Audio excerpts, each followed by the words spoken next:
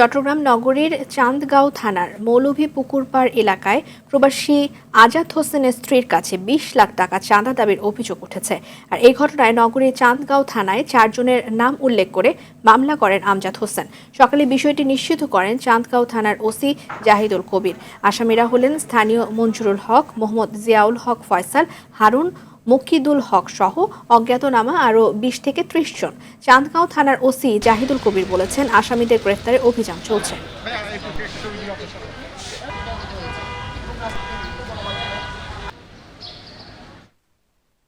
দেশের বিভিন্ন স্থানে অনুষ্ঠিত সভা সমাবেশ, মানববন্ধন এবং খেলাধুলার খবর নিয়ে বিস্তারিত জানাচ্ছেন ইমরুল কায়েস।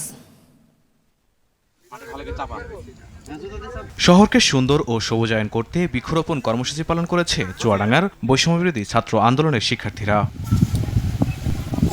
আব্দুল মালেক উকিল মেডিকেল কলেজের অধ্যক্ষ, উপাধ্যক্ষ, শিক্ষক সমিতির সাবেক সাধারণ সম্পাদক ডক্টর সৈয়দ কামরুল ইসলাম ও ফরেনসিক মেডিসিনের শিক্ষক ডক্টর রিয়াজউদ্দিন চৌধুরীর পদত্যাগের দাবিতে আন্দোলন করছে মেডিকেল কলেজের শিক্ষার্থীরা।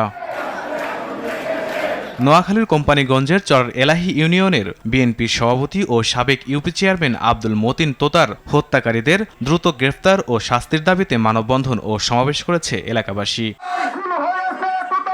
৪ আগস্ট বন্ধ হয়ে যাওয়া সিরাজগঞ্জ এক্সপ্রেস ট্রেন পুনরায় চালুর দাবিতে সাংস্কৃতিক পদযাত্রা কর্মসূচি পালন করেছে জেলা বিএনপির নেতাকর্মীরা। ভোলার দক্ষিণ দিখলদি ইউনিয়নের ভারপ্রাপ্ত চেয়ারম্যান মোহাম্মদ ফারুক হোসেনের ওপর সন্ত্রাসীদের হামলার প্রতিবাদে বিক্ষোভ ও মানববন্ধন করেছে এলাকাবাসী। বন্যায় বসতবাড়ির ভাঙন রোধে প্রয়োজনীয় পদক্ষেপের দাবিতে মানববন্ধন করেছে লক্ষ্মীপুর সদর উপজেলার মান্দারি ইউনিয়নের ৬ নম্বর ওয়ার্ডের বাসিন্দারা।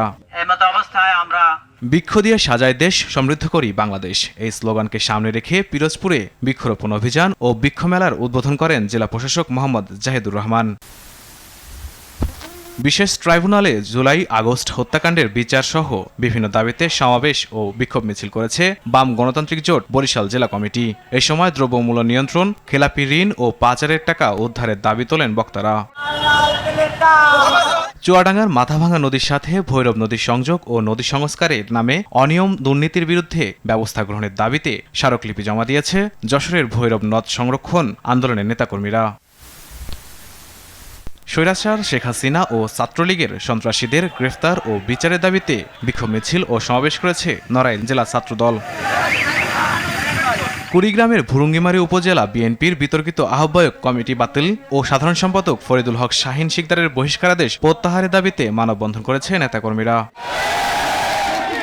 নানা আয়োজনে বাংলাদেশ জাতীয়তাবাদী মহিলা দলের ৪৬তম প্রতিষ্ঠাবার্ষিকী পালিত হয়েছে নেত্রকোনায়। সুনামগঞ্জের দিরাইয়ের রাজানগর ইউপি চেয়ারম্যানের পদত্যাগের দাবিতে মানববন্ধন ও উপজেলা পরিষদ ঘেরাও কর্মসূচি পালন করেছে এলাকাবাসী ও বৈষম্যবিরোধী ছাত্র সমাজ। ফরিদপুরের ভাঙায় চাঁদাবাজ, মাদক ব্যবসায়ী ও ভূমিদস্যু খোকন মুন্সির হুমকির প্রতিবাদে সংবাদ সম্মেলন করেছে স্থানীয় ব্যবসায়ীরা। ঝালকাঠির নলসিটিতে ৩ দিনব্যাপী খাদ্যভিত্তিক পুষ্টি বিষয়ক মেলা ও পুষ্টি ক্যাম্পেইন উদ্বোধন করেছে উপজেলা নির্বাহী কর্মকর্তা মোহাম্মদ নজরুল ইসলাম। বৃক্ষ দিয়ে সাজায় দেশ, সমৃদ্ধ করি বাংলাদেশ, এই প্রতিবাদে নওগাঁয় সপ্তাহব্যাপী বৃক্ষমেলা শুরু হয়েছে। সীমান্তে বিএসএফের গুলিতে কিশোরী স্বর্ণা দাস ও স্ত্রী জয়ন্তী কুমারের হত্যাকাণ্ডের প্রতিবাদে রাজশাহী বিশ্ববিদ্যালয়ে বিক্ষোভ সমাবেশ করেছে শিক্ষার্থীরা। সদ্য পদায়নকৃত অধ্যক্ষ প্রফেসর ডক্টর আনারুল হককে বহিষ্কারের দাবিতে বিক্ষোভ মিছিল ও অবস্থান কর্মসূচি পালন করেছে রাজশাহী কলেজের শিক্ষার্থীরা। পটুয়াখালীর গলাচিপায় মাদ্রাসা সুপারের দুর্নীতি ও অনিয়মের অভিযোগ তুলে পদত্যাগের দাবিতে মানববন্ধন ও বিক্ষোভ সমাবেশ করেছে শিক্ষার্থী ও অভিভাবকেরা।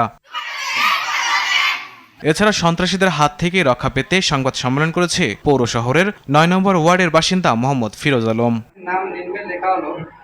এছাড়াও জেলার আখাউড়া উপজেলায় জনসভা করেছে বাংলাদেশ জাতীয়তাবাদী দল বিএনপির নেতাকর্মীরা। এ সময় বন্যার্তদের পুনর্বাসনের দলীয়ভাবে সর্বাত্মক সহযোগিতা করার আশ্বাস দেন নেতাকর্মীরা। খাগড়াছড়িতে বন্যায় ক্ষতিগ্রস্ত ৫৫০ পরিবারের মাঝে খাদ্য সামগ্রী বিতরণ করা হয়েছে। জেলার সদরস্থ হোটেল গাইরিং ও জাবারাং কল্যাণ সমিতির ব্যবস্থাপনায় খাদ্য সামগ্রী বিতরণ করেছে বগুড়া জেলা ইটভাটা মালিক সমিতি। কুষ্টিয়া মেডিকেল কলেজ হাসপাতাল পূর্ণাঙ্গভাবে চালুর দাবিতে মানববন্ধন করেছে সম্মিলিত পেশাজীবী পরিষদের নেতাকর্মীরা। ইমরুল কায়েস, RTV।